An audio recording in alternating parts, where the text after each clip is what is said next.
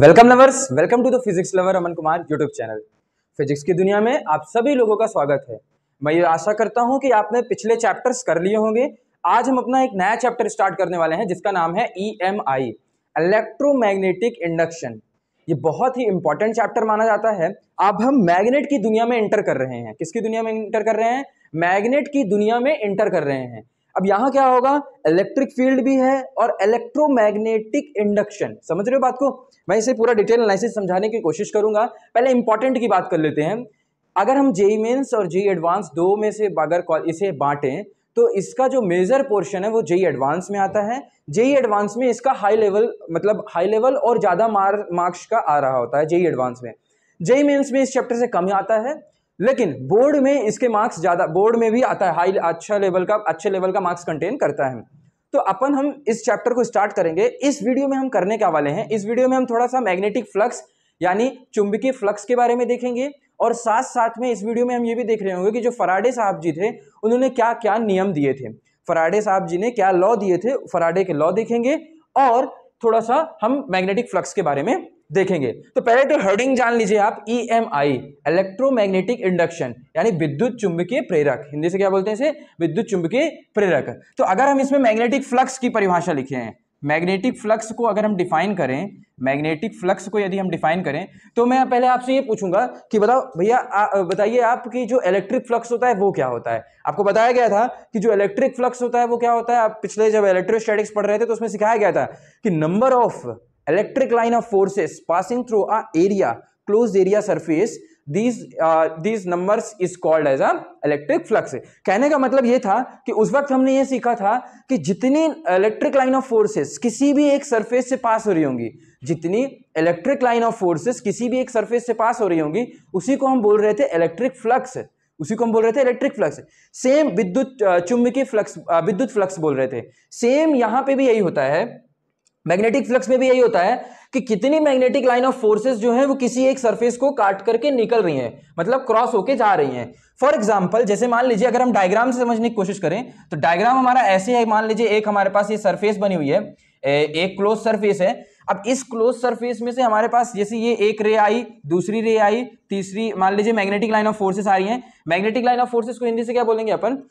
चुंबकीय बल की जो रेखाएं होती हैं वो तो ऐसे आ रही हैं। अब ये क्रॉस होकर निकल के जा रही हैं, ठीक है ना। तो जितनी मैग्नेटिक लाइन ऑफ फोर्सेस पास हो रही होंगी उसके मतलब प्लेन के परपेंडिकुलर जो जा रही होंगी, समझ रहे हो, नॉर्मली जो जा रही होंगी, परपेंडिकुलर यानी लंबवत जो गुजर के जा रही होंगी, उसे हम मैग्नेटिक फ्लक्स बोलते हैं। तो अपन इसकी डेफिनेशन लिख सकते हैं। क्या लिख सकते हैं इसमें? डेफिनेशन लिख सकते हैं ये कि number of magnetic line of forces, number of magnetic line of forces, number of magnetic line of forces crossing a close surface, normally जरूर लिख देना। नॉर्मली मतलब होता है कि लंबवत उससे पास होकर जा रही हैं। Crossing a close surface normally,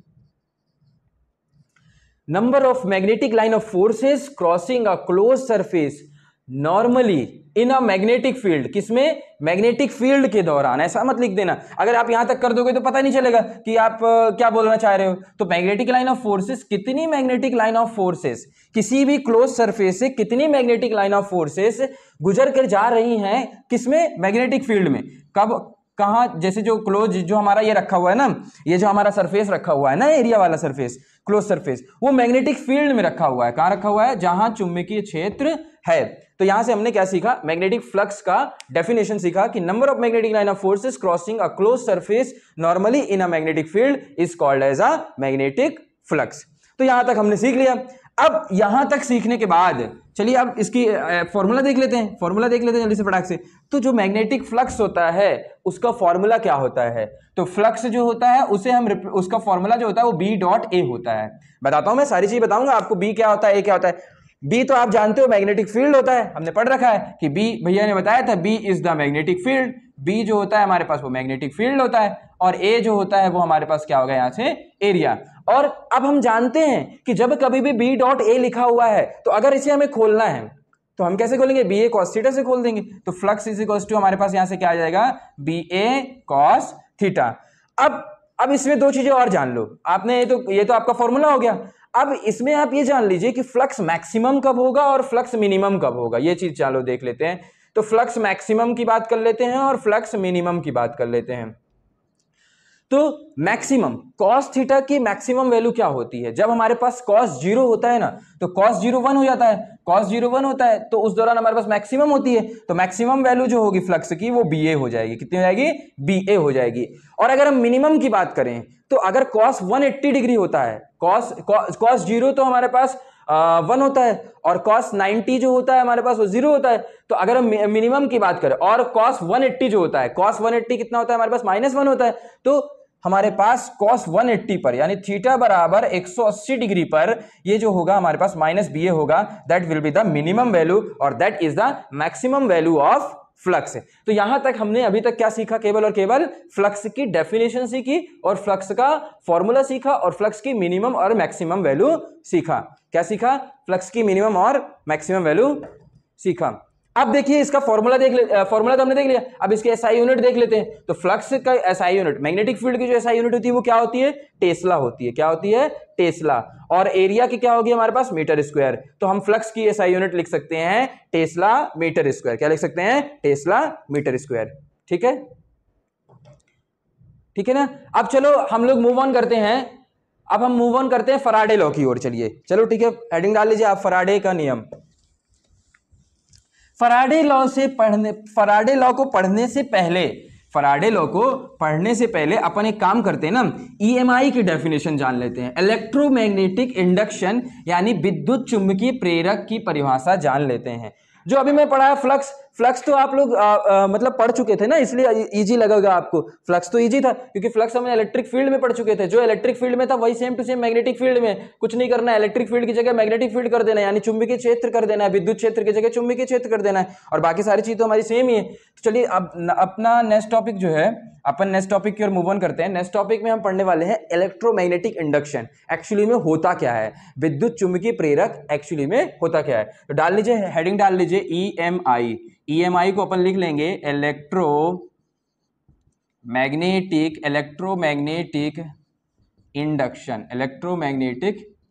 induction. ये हमारा हो गया EMI, इलेक्ट्रोमैग्नेटिक इंडक्शन। इसे बोलते हैं हिंदी से क्या बोलते हैं? विद्युत चुंबकीय प्रेरक। अब इसकी डेफिनेशन लिखते हैं सबसे पहले। इसकी डेफिनेशन अनुज मार्कल, हाँ है, मिल गया। इसकी डेफिनेशन को आप बहुत ध्यान से समझने की कोशिश कीजिएगा। यह एक ऐसी सीनरी होती है जिसमें क्या होता है कि किसी भी कॉइल में जब मैग्नेटिक फ्लक्स चेंज होता है, समझने की कोशिश करना, जब मैग्नेटिक फ्लक्स चेंज होता है तो वहां EMF जनरेट होता है। समझ रहे हो? वहां EMF जनरेट होता है। मैं एक प्रोसेस लिखा दूंगा पूरी क्या क्या होती है। देखो प्रोसेस ये होती है, पूरा EMI नाम के चैप्टर में ये होता है कि पहले क्या होता है, सबसे पहले मैग्नेटिक फ्लक्स चेंज होता है। मैग्नेटिक फ्लक्स जानते हो, चुंबकीय फ्लक्स, वो चेंज होता है। क्यों चेंज होता है? मूविंग ऑफ मैग्नेट के मूव करने की वजह से और कॉइल के मूव करने की वजह से ये हमारे पास मैग्नेटिक फ्लक्स चेंज होता है। अब जब मैग्नेटिक फ्लक्स चेंज होता है तो उस दौरान क्या होता है? EMF इंड्यूस्ड होता है, EMF उत्पन्न होता है। ठीक है ना। और हम जानते हैं कि EMF यानी E आ गया है, तो अगर वोल्टेज आ गया है यानी कुछ ना कुछ वोल्टेज आ गया है तो वहां करंट भी क्या होगा? इंड्यूस्ड होगा। तो तीसरे स्टेप में होता है इंड्यूस्ड करंट। क्या इंड्यूस्ड होता है? करंट इंड्यूस्ड होता है। तो सिंपल सा लॉजिक ये हुआ कि भैया करना क्या है, EMI की करना क्या है, डेफिनेशन कैसे लिखें? तो डेफिनेशन ये कहती है कि the phenomenon in which the EMF is induced in a coil due to the change of the magnetic flux. ऐसी सीनरी जिसमें EMF उत्पन्न होता है मैग्नेटिक फ्लक्स के चेंज होने के कारण।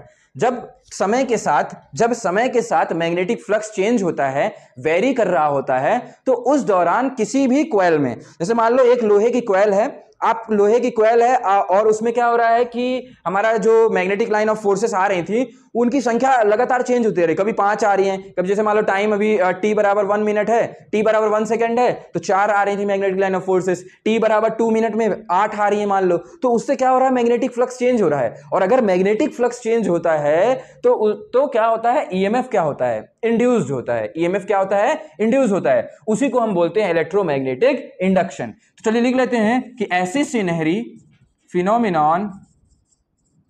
The phenomenon in which the phenomenon in which EMF is induced, the phenomenon in which EMF is induced due to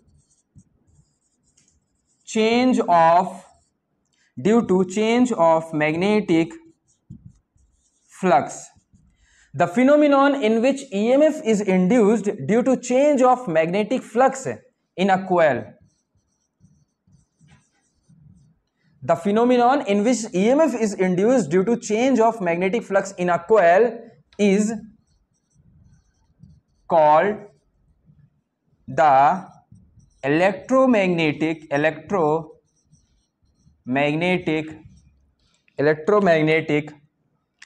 induction. उसी फिनोमिनॉन को हम क्या बोलते हैं? Electromagnetic induction. आई थिंक आपको ये समझ में आया होगा कि एक ऐसी सीनरी जिसमें ईएमएफ उत्पन्न होती है, किसकी वजह से? मैग्नेटिक फ्लक्स के चेंज होने की वजह से ईएमएफ इंड्यूस होता है. उसी सीनरी को हम बोलते हैं इलेक्ट्रोमैग्नेटिक इंडक्शन. अनुज, उसके बाद हम लोग देखते हैं फराडे साहब के लॉ. फराडे साहब के लॉ ही देखना तो इस मेन वीडियो का मकसद था. तो फराडे साहब के पहले अब थोड़ा सा एक कहानी आपको याद दिलाता हूं. आपने सुना होगा कि फराडे साहब जी लैब में एक्सपेरिमेंट कर रहे थे. अब जब एक्सपेरिमेंट कर रहे हैं तो बहुत दिनों तक एक्सपेरिमेंट किया, उनका सक्सेसफुल नहीं हो पाया. अब एक्सपेरिमेंट यदि सक्सेसफुल नहीं होता है तो क्या करेगा? आदमी का दिमाग खराब हो जाएगा. आदमी का दिमाग खराब हो जाएगा तो क्या करेगा? सामान फेंकेगा. तो उन्होंने क्या किया था, अपने जो लैब था उनका, वो एक दिन नहा के जस्ट आए बाहर, तो उनका दिमाग खराब हुआ कि मेरा एक्सपेरिमेंट वगैरह कुछ नहीं हो रहा है, ये नहीं हो रहा, वो नहीं हो रहा. तो सारा सामान उठा के इधर उधर फेंकना चालू कर दिए. सारा सामान तोड़ने लगे, फेंकने लगे. जब वो सारा सामान फेंक रहे थे तो फेंकने की वजह से उसमें कुछ मैग्नेट रहे होंगे तो वो मूव किए, कुछ कॉइल्स रही होंगी वो मूव करी. तो जब ये सब चीजें मूव किया, जब से उन्होंने सामान फेंका, जब ये सब चीजें उन्होंने मूव किया तो क्या हुआ एक्चुअली में? ये सब चीजों को मूव करने की वजह से ईएमएफ उत्पन्न हो गया. क्या उत्पन्न हो गया? Induced EMF. यानी ईएमएफ उत्पन्न हो गया, यानी वी उत्पन्न हो गया, ई उत्पन्न हो गया. अब जब ई उत्पन्न हो गया ये सब चीजों की वजह से, तो जानते हो आप सबको पता है ओम का नियम फॉलो कर जाएगा. यानी हमारे पास फिर करंट जो होगी, करंट भी इंड्यूस हो जाएगी. यानी ईएमएफ अगर इंड्यूस हुआ है तो वहां करंट भी इंड्यूस हो जाएगी. और अगर करंट इंड्यूस हुई है तो जो वहां लैब में गैल्वेनोमीटर रखा था तो उसकी जो वो होती है कि वो मतलब कांटा होता है, वो भी मूव करने लगेगा. तो एक्चुअली में हुआ ये, जब वो नहा के आए, सारा सामान फेंके तो ईएमएफ इंड्यूस हुई. जब सामान फेंकने की वजह से ईएमएफ इंड्यूस हुई, और जब ईएमएफ इंड्यूस हुआ तो वहां क्या हुआ? करंट भी इंड्यूस हो गया, जिसकी वजह से डिफ्लेक्शन आ गया. उन्होंने देखा, अरे वाह, तो बहुत ज्यादा वो खुश हो गए कि मैं इतने दिनों से, इतने सालों से कर रहा हूं, आज तक एक्सपेरिमेंट सक्सेसफुल नहीं हुआ, अभी सक्सेसफुल हो गया. और वो जब वो बिना कपड़ों के, आप बोल सकते हो, वो बिना कपड़ों के ही फिर वो बाहर निकल के चिल्लाते गया कि मेरा एक्सपेरिमेंट सक्सेसफुल हो गया, मेरा एक्सपेरिमेंट सक्सेसफुल हो गया. तो कितनी खुशी की बात थी उनके लिए. मतलब फिर उन्हें कुछ दिखाई ही नहीं दे रहा था. मतलब सक्सेसफुल होने के बाद, मतलब जैसे ही वो सक्सेस हुआ, उनका एक्सपेरिमेंट, इतने दिनों की मेहनत सक्सेस हुई, तो फिर उन्हें सिर्फ और सिर्फ वही एक हैप्पीनेस दिखाई दे रही थी. तो सेम अब वही चीज हम अब शब्दों में लिखेंगे. उनकी जो बातें थी वो चीजें हम शब्दों में लिखने वाले हैं कि हम उन्हें शब्दों में कैसे बताएं. तो फराडे लॉ को हम शब्दों में लिखते हैं. चलिए, तो उन्होंने दो नियम दिए थे. फराडे साहब ने दो लॉ दिए थे. पहला लॉ तो पूरी यही चीजें लिख दीजिए आप, इनको कंबाइन करके लिख दीजिए. कैसे लिख दीजिए कि according to Faraday first law, according to Faraday first law, when the closed coil is moved, then magnetic flux changes. Magnetic flux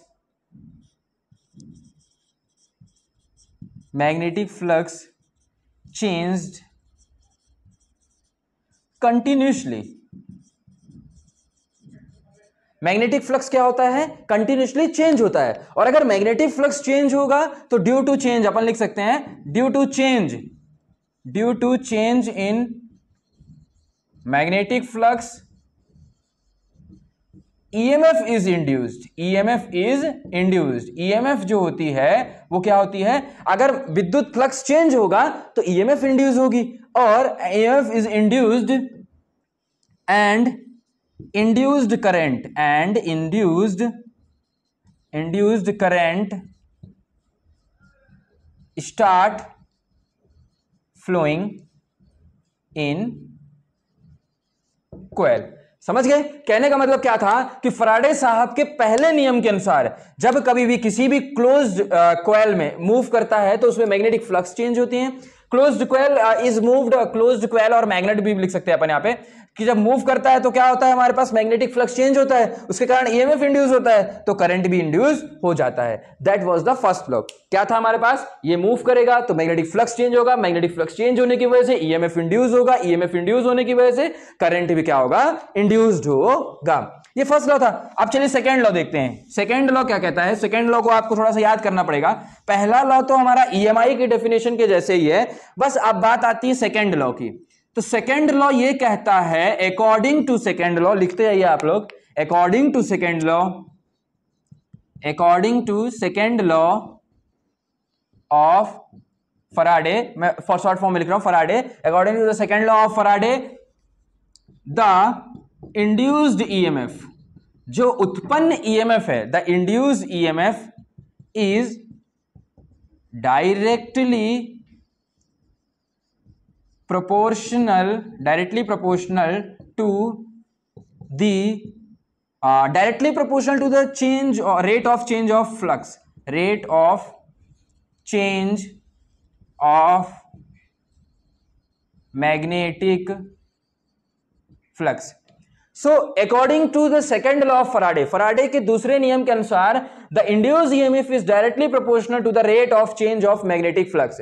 जो induced EMF होती है वो क्या होती है, डायरेक्टली प्रोपोर्शन होती है, मतलब कि उसके समानुपाती होती है किसके, rate of change of magnetic flux linked with coil, linked with coil. Coil में जो मैग्नेटिक फ्लक्स के चेंज होने की दर होगी उसके क्या होती है, डायरेक्टली प्रोपोर्शनल होती है। तो फ्लक्स जो होता है हमारे पास नेगेटिव ऑफ मतलब ऐसा लिख सकते हैं अपन, directly proportional to D phi by delta phi by delta T.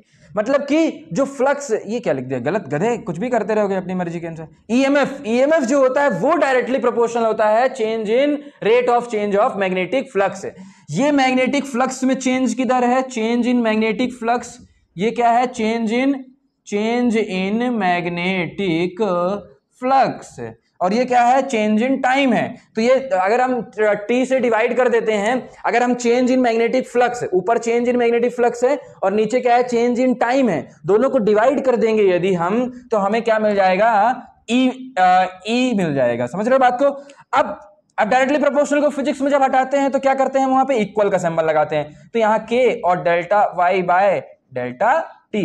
अब के की वैल्यू भैया क्या करें, तो के की वैल्यू 1 होती है एसआई यूनिट में, हम ये पहले भी पढ़ चुके हैं। तो ई बराबर हमारे पास delta phi by delta T आ गया। भैया ये माइनस साइन क्यों दिया हुआ है, तो इस माइनस साइन के बारे में हम थोड़ा सा आगे जब चैप्टर को थोड़ा बढ़ेंगे तो इस माइनस साइन का एप्लीकेशन पढ़ेंगे।